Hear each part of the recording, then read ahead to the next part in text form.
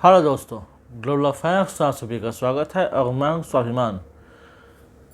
Marco Rubio चुने गए हैं अमेरिका के सेक्रेटरी ऑफ स्टेट, यानी कि अगर सरल भाषा में कहें तो अमेरिका के विदेश मंत्री अपॉइंट किए गए हैं मार्को रूबियो। उन्हें डोनाल्ड ट्रंप ने चुना और यूएस सीनेट के 99 मेंबर्स ने उनके अपॉइंटमेंट को कंफर्मेशन दिया। जी हाँ, यूएस में एक ट्रेडिशन है, कन्वेंशन है कि प्रेसिडेंट जिस मिनिस्टर को चुनते हैं उसका कंफर्मेशन सीनेट से ज़रूरी होता है। तो सीनेट ने उनके अपॉइंटमेंट को कंफर्म कर दिया है, तो उनका पहला हमें एक उनका मिनिस्टर मिल गया है जो कि मार्को रूबियो। मार्को रूबियो बहुत महत्वपूर्ण है भारत के दृष्टिकोण से। दरअसल Marco Rubio pro India attitude रखते हैं। सदा से मार्को रूबियो ने ये बात की है कि इंडिया को भी वही स्टेटस मिलना चाहिए जो America, Japan, Israel, south Korea और दूसरे नाटो एलाइंस को देता है।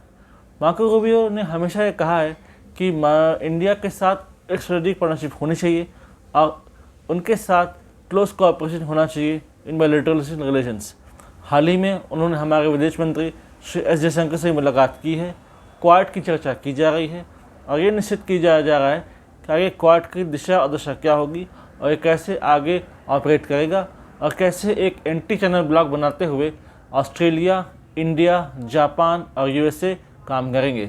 दरअसल अगर मार्को रूबियो की बात करें तो इनका इंस्टेंस एंटी चाइना और एंटी पाकिस्तान रहा है कि इतने वोकल हैं चाइना के अगेंस्ट कि 2 बार चाइना उन्हें बैन कर चुका है। जी हाँ, ये इतने वोकल हो जाते हैं चाइना के अगेंस्ट कि 2 बार इन्हें चाइना बैन कर चुका है। जी हाँ, लेकिन अब समय की गति देखिए, जैसे ही फॉरेन सेक्रेटरी अपॉइंट हुए अमेरिका के, उसके बाद से चाइना का जो रुख था वो नरम हुआ और उन्होंने कहा कि they are willing to have a talk with Marco Rubio, यानी कि वो अमेरिका के विदेश मंत्री से बात करने के इच्छुक हैं और बात करना चाहेंगे, यानी कि चाइना भी अपना टोन डाउन कर रहा है।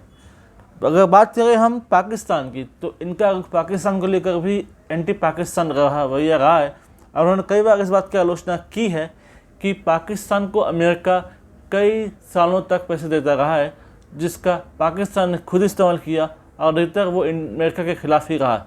यानी कि एक एंटी चाइना और एंटी पाकिस्तान इंस्टेंस रखने वाला व्यक्ति अमेरिका का विदेश मंत्री बना है। तो ये दोनों देशों के लिए एक ऐसी खबर है जो कि वाकई पचाई नहीं जा सकती।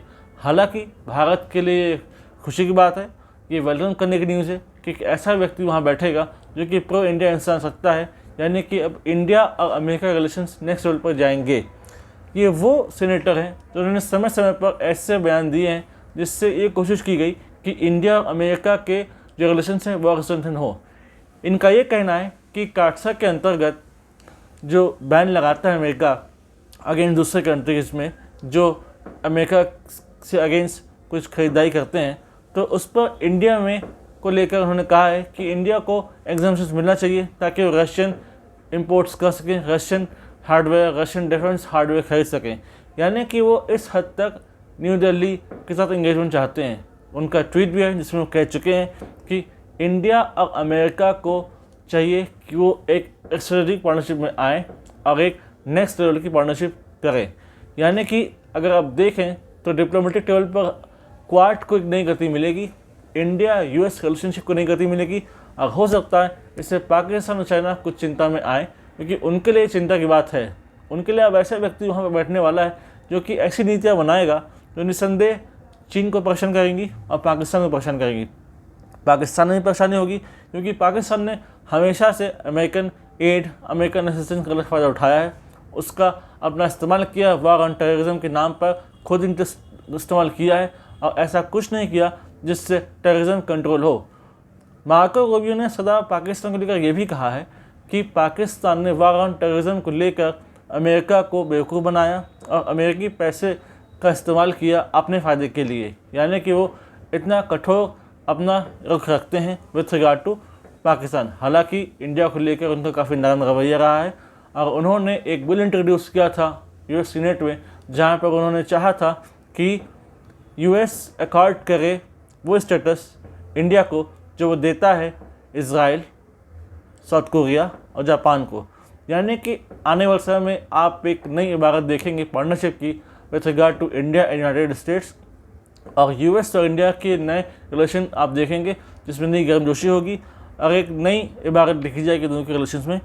और चूँकि हमारे सीनियर डिप्लोमेट्स, हमारे विदेश मंत्री एस जयशंकर क्लोजली इंगेज कर रहे हैं विथ क्वाड मेंबर्स, और अब मार्को रूबियो भी आ गए हैं, तो हो सकता है कि ऐसा कुछ हमको सुनने को मिले जो कि क्वाइट वेलकमिंग होगा विथ फॉर इंडिया। और हो सकता है कि फ्यूचर प्लान ऑफ एक्शन दोनों अमेरिका यूएस तैयार करें। हो सकता है दोनों नेता बैठें और ये तय करें कि आगे मोदी जी और ट्रंप जब मिलेंगे तो क्या वार्ता होगी और क्या प्लान ऑफ एक्शन होगा और किस तरह के एग्रीमेंट्स इंडिया और अमेरिका करने वाले हैं, जिससे उनके रिश्ते और मजबूत होंगे और गैर-दोस्ती रिश्तों में आएगी। इससे रिलेटेड और इन्फॉर्मेशन यदि आती है तो I will make a separate video in this regard. Thanks for watching. यदि आप हमसे जुड़ना चाहते हैं तो आप इंस्टाग्राम और टेलीग्राम के थ्रू हमसे जुड़ सकते हैं।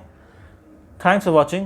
Do like, comment, share, subscribe the video and widely spread this news for the knowledge of people. Thank you. Jai Hind, Jai Bharat.